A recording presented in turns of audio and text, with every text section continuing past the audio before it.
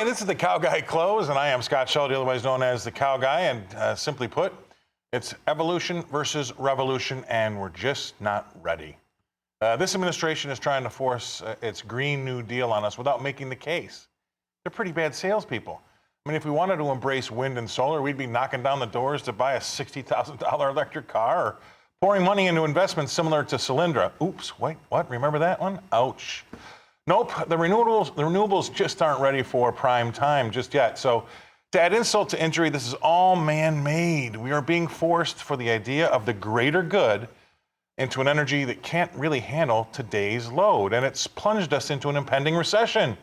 I think the economy is weakening faster than the Fed is realizing, and the administration is desperately trying to convince us that a recession is unlikely. And the pain you are feeling is a noble pain in an effort for cleaner energy. And they say, not a recession, it's a transition. I say it's not a transition, it's a forced revolution and our economy is breaking. How about that? Please welcome in my next guest, Keith Fitz-Gerald. Keith, I just noticed all weekend, and I'll let you have it after this, all weekend they were using the word transition instead of recession, trying to get our eye off the ball here and say that the pain is from moving over from clean energy or from dirty energy to clean energy. But in the meantime, there is a recession, but they're just not talking about it. Well, I tell you what, Scott, I saw the same thing. And here's where I come down on this.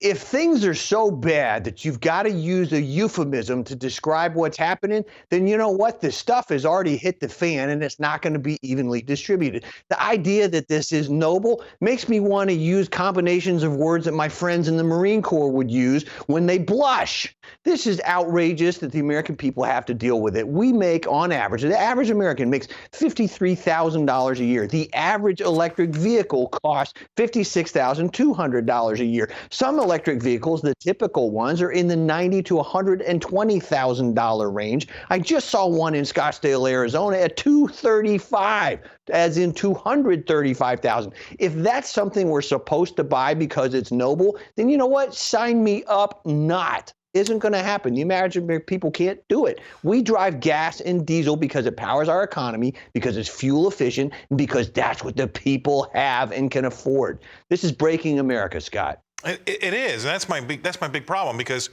we all like the idea. Look, it's like we have to pre-apologize when we talk about it, right? Of course we want clean energy. Of course we want clean water and clean air. Yes, that's a given.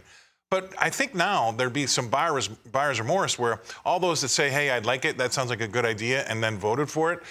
Well, they voted for the idea, but there was no operational aspect behind the idea. How are you going to get that done? There's not enough charging ports. This is not going to be able to handle today's load.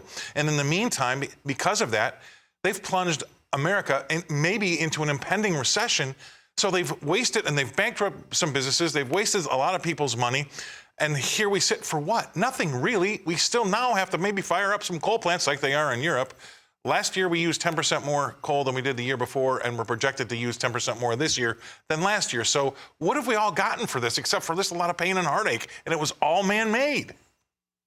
It was all self-inflicted. I mean, this administration is completely delusional. And here's the thing, if I didn't laugh about this kind of stuff, I'd be crying, Scott, because this didn't have to happen, number one. Number two, they did it to themselves. I get the nobility thing. Everybody understands that. Mother Nature needs us to be better custodians of this planet. There's no debate about that. But are you willing to willfully destroy an economic structure and ruin the lives of hundreds of millions of people to get there in the short term? No, they could be transitional. They could lay out a plan. But the problem is everybody knows whatever plan they come up with is poppycock. So if the technology was good, we would voluntarily adopt it. That's how capitalism works. And that's evolution versus revolution. They've turned it into a revolution. Now, one other thing I needed to address is that everybody wants to talk about everybody else having the same inflationary problems that we are. Some more, some less. Whatever that argument may be, I'll say this: nobody in the world is uniquely placed to take care of their own problems like we are, right? I'd call that the airplane problem, right? Because we could drop the masks down, put ours on, and then help the rest of the world, right? Because we have it, and we could send it out. But no, we won't even do that. Go ahead. That's the thing. They're caught in their own principles, because if they really wanted to lead as opposed to simply wanted to get reelected, I mean, let's be honest. That's what they want to do. They want to hold on just long enough to get reelected, convince the people the illusion is real so they can get reelected. If they really cared about carrying the American people, helping what's going on, they would take a true leadership position. Returning American production to the forefront would not only help our country and millions of people here, but it would help lower the price of crude worldwide. So this isn't about releasing reserves. This isn't about transitioning to cars. This is about what leadership really wants. So let's call it for what it is. Completely delusional politics, economic idiocy, and flawed leadership, period. Right, and so you know what? I need a geology lesson from you here, real quick, Keith. If I drill here in the U.S. in the States for oil versus I drill in another country for oil, is there any difference in the global impact as far as climate on either one of those?